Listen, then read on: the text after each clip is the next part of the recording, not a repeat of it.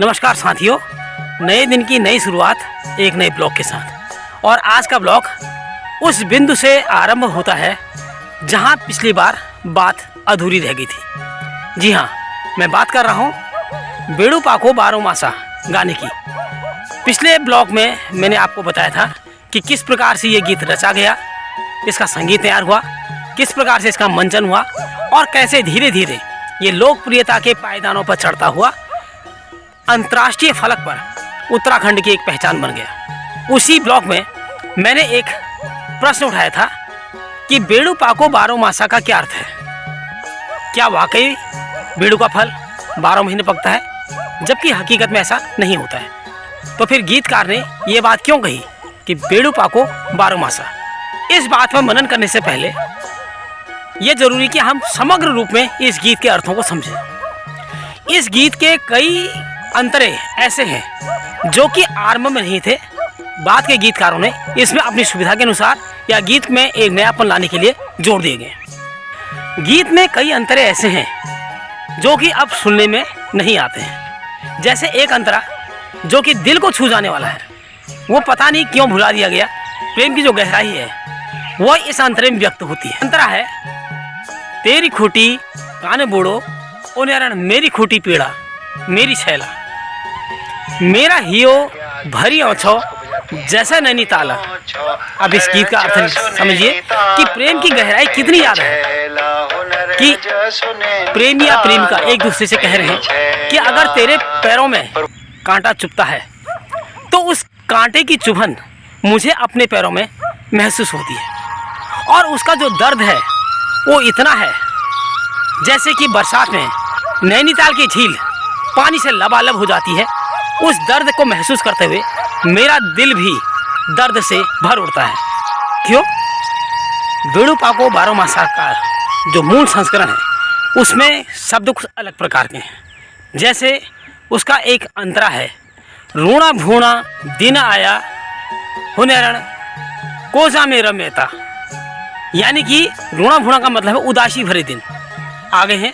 ऐसी स्थिति में नायिका को अपने मायके की याद आ रही है और वो अपने पति से कह रही है, प्रेमी से कह रही है कि कौन है जो मेरे मायके जाए और उनका हाल समाचार ले गए।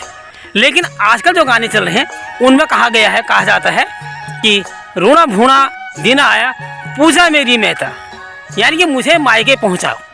अब कहाँ मूल गाने में कौन जाए मायके की बात हो रही है, और आजकल के जो गाने हैं उनमें कहा जा रहा है कि नायिका कह रही है कि मुझे मेरे मायके पहुंचाओ। जिंदगी के विभिन्न पहलुओं को लेकर के आगे बढ़ता है। इसमें अल्मोड़े की भौगोलिक स्थिति का बहुत अच्छा वर्णन है। जैसे अल्मोड़े की नंदा देवी फूल चढ़ूला पाती मेरी छैला। अब जो नंदा देवी है वो अल्मोड़े में भी है और नैनीताल में भी है। और शायद ब्रजेंद्रलाल साहजी को ऐसा महसूस हुआ होगा, जो मेरा सोचना है, कि केवल अल्मोड़ा कहने से कहीं नैनीताल वाले नाराज न हो जाएं। इस गीत की जो स्वीकार्यता है उसे बढ़ाने के लिए उन्होंने इस अंतरे को 2 बार लिखा है। एक जगह पर लिखा है अल्मोड़े की नंदा देवी फूल चढ़ूला पाती मेरी छैला, और उस दोबारा इस बात को कहा गया है कि नैनीताल की नंदा देवी फूल चढ़ूला पाती। शायद ये एक बैलेंस बनाने की कोशिश है और दोनों क्षेत्रों के लोगों को संतुष्ट करने की भावना है। अल्मोड़े की लाल बाजारा पाथरों की सीढ़ी, ये बात मूल गाने में कही गई है। अल्मोड़ा की जो मुख्य बाजार है जिसे लाला बाजार कहते हैं, और उस लाला बाजार की एक विशेषता है कि वहाँ जो सड़क का जो फर्श है वो डामर का नहीं है बल्कि पटालों का बना हुआ है। साथ के दिनों में जब बारिश होती है पटाल भीगे रहते हैं और आप जल्दी से जा रहे होते हैं, तेजी से जा रहे होते हैं और अचानक आप फिसल पड़ते हैं। फिसलने वाले को तो चोट लगती है, लेकिन जो देखने वाले हैं उनके लिए एक मनोरंजन का अच्छा खासा माहौल बन जाता है। या आप बन-ठन के घर से निकले हैं और अगर आपके बगल से कोई व्यक्ति निकल रहा है और उसका एक ऐसे पटाल पर, एक ऐसे पत्थर पर पैर पड़ता है जिसकी ज़मीन पर पकड़ जरा कम है, गैप है और उस गैप में पानी भरा हुआ है, तो उसके पाँव के प्रेशर से, दबाव से जो पानी उछलता है और बगल में जो बन-ठन के निकल रहा है उसके कपड़ों पर कीचड़ के जो छींटे पड़ते हैं, तो अगले का तो मूड ऑफ हो जाता है, लेकिन देखने वालों के लिए एक बहुत ही शानदार हास्य वाला दृश्य उत्पन्न हो जाता है। उस अल्मोड़ी की लाला बाजार तक पहुंचने के लिए धारानवाला से एक बहुत प्रसिद्ध सीढ़ी है जिसे एक 52 सीढ़ी कहते हैं। जब मैं अल्मोड़ी बीएड करता था तो मैं भी कई बार उस सीढ़ियों पर चढ़ा। मैंने भी सुना था कि इसे 52 सीढ़ी कहते हैं और कई बार गिनने की कोशिश की। हालांकि मेरे हिसाब से उनकी संख्या 80 या 85 के आसपास है। अब 52 सीढ़ी क्यों कहा गया ये तो भगवान जाने।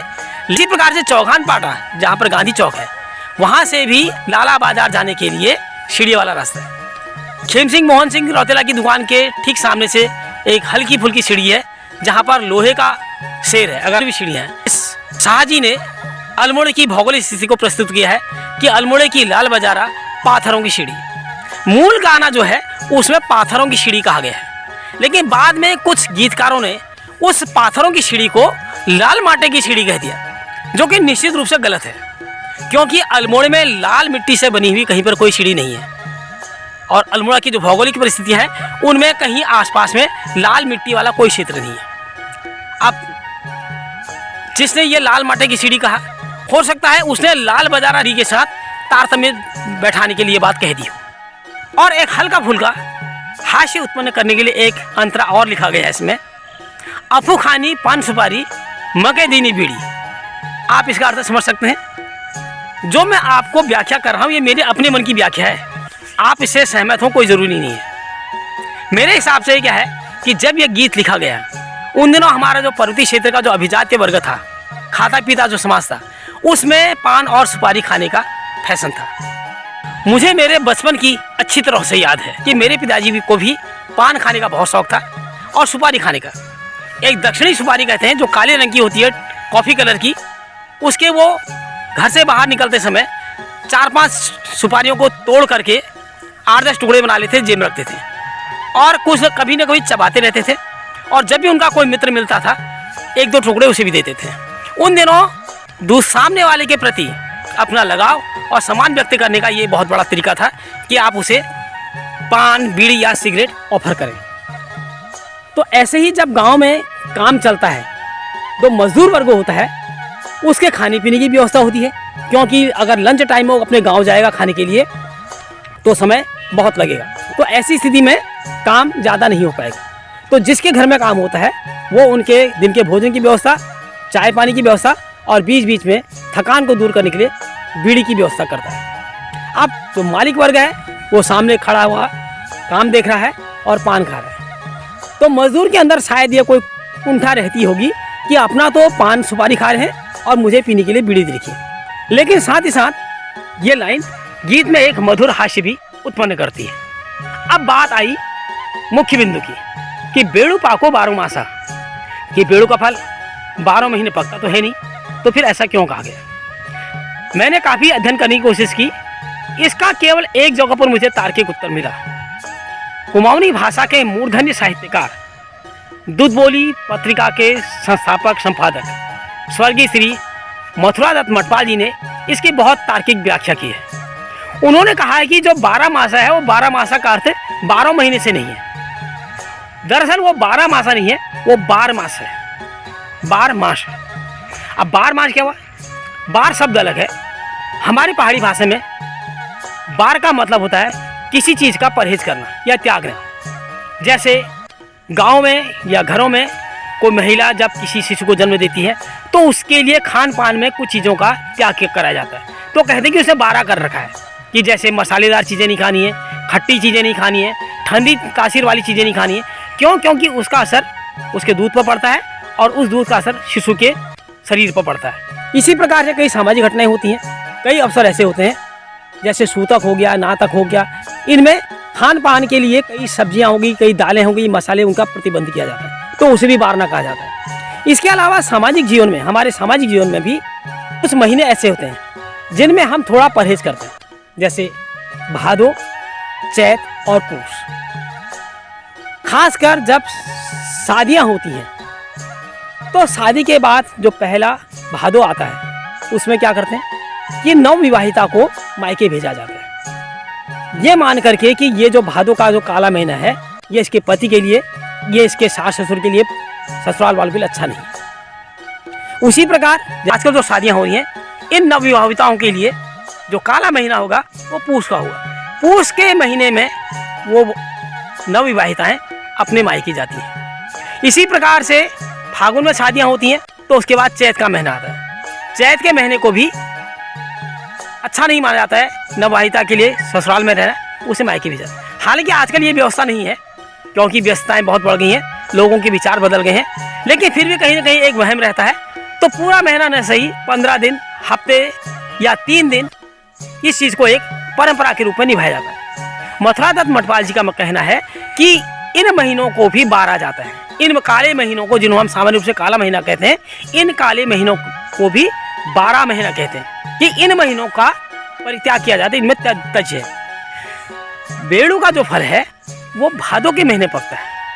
मुझे भी याद है, बचपन में गांव में रहा, बेड़ू हमने भी खाया है और बरसात में ही ये पकता है। अब भादों का महीना चूंकि बारा जाता है, अब मठपाल जी कहते हैं कि गीतकार बेड़ूपा को भादो मासा भी कह सकता था और लगता भी अच्छा, लेकिन उसमें वो लालित्य, वो साहित्यिकता नहीं आ पाती जो 12 मास में है, क्योंकि इसमें लोगों को थोड़ा दिमाग लगाना पड़ रहा है कि आखिर इस 12 मास का मतलब क्या है। यानी कि बेड़ू का फल भादों के महीने में पकता है और भादों के महीने को बारा जाता है। इसलिए साहित्यिकता प्रदान करने के लिए गीतकार ने बेड़ूपा को भादो मासा की बजाय बेड़ूपा को 12 मास कहा है। जितना भी मैंने अध्ययन किया है उस अध्ययनों के मुताबिक मुझे सबसे सटीक मठपाल जी का ये तर्क लगा। और मेरी ये बात आपको कितनी सही लगी, कितनी तार्किक लगी, मेरी बात का मतलब मठपाल जी की बात से आप कितना सहमत हैं, कमेंट सेक्शन में अवश्य बताएं। निश्चित रूप से आपको ये ब्लॉग आज का पसंद आया होगा। अगर आपको आज का ये ब्लॉग पसंद आया हो तो कृपया इसे लाइक करें, कमेंट करें, शेयर करें और चैनल को अगर अभी तक आपने सब्सक्राइब नहीं किया है तो सब्सक्राइब करें। अगले ब्लॉग आने तक स्वस्थ रहें, मस्त रहें, खुश रहें। धन्यवाद।